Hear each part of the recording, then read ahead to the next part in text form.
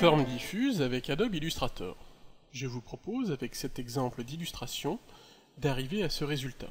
Nous allons utiliser ce qu'Illustrator appelle une forme diffuse pour arriver à ce résultat qui combine des formes vectorielles sur les contours des objets. Mais partons du fichier initial, le voici. Vous pouvez voir en haut de l'écran que nous avons édité quelques formes vectorielles ensemble qui vont faire office de briques à la construction de la forme diffuse.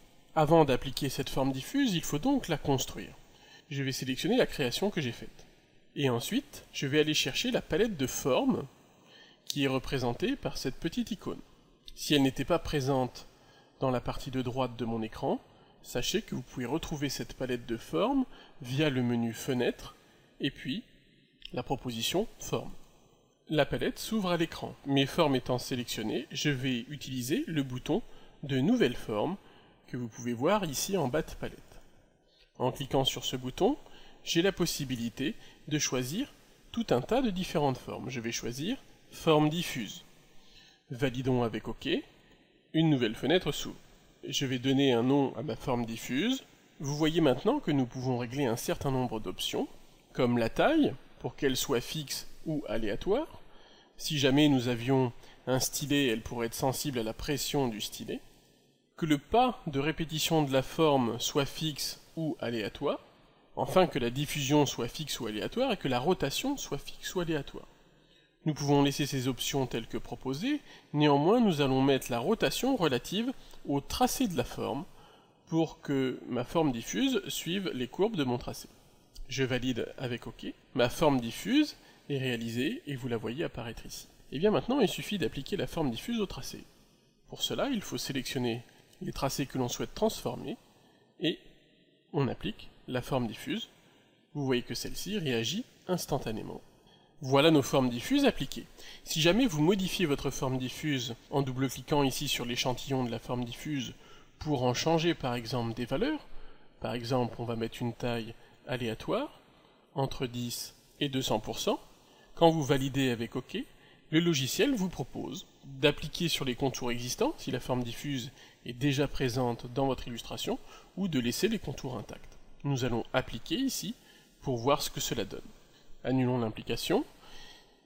Revenons dans les modifications de la forme diffuse pour voir un autre paramètre de réglage intéressant. Vous pouvez voir que la forme diffuse appliquée aux formes est en termes de couleur identique à notre petit échantillon fabriqué. Maintenant, je peux décider que la coloration des formes diffuses fonctionne avec différentes options. Le mode 100 vous permet d'utiliser les couleurs qui ont été choisies à la création de l'échantillon. Le mode teinte et teinte et ombre vont vous permettre d'utiliser les couleurs de contour de vos formes qui accueillent les formes diffuses. Utilisons par exemple teinte et ombre et cochons aperçu pour voir ce que cela donne. Vous voyez que le logiciel ici recolorise les échantillons de formes diffuses en fonction de la couleur du contour de nos tracés.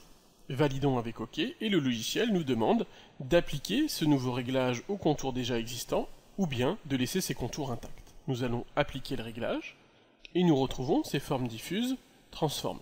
Dernière chose pour conclure cette vidéo, la forme diffuse peut se décomposer pour en obtenir un vectoriel simple. Effectivement, lorsque vous visionnez la structure de ce vectoriel par le menu Affichage, Tracé, Contour, on retrouve bien la structure du tracé originel. Eh bien, revenons en mode aperçu. Si je décide de décomposer ce tracé et la forme diffuse, via le menu Objet, Décomposer l'aspect, quand je reviens dans le mode Affichage, Tracé, Aperçu, vous pouvez voir effectivement que le logiciel a créé autant d'échantillons que nécessaire pour remplir ce tracé. En conclusion à cette vidéo, vous pouvez apprécier cet outil de forme diffuse qui vous permettra d'enrichir grandement les contours de vos tracés.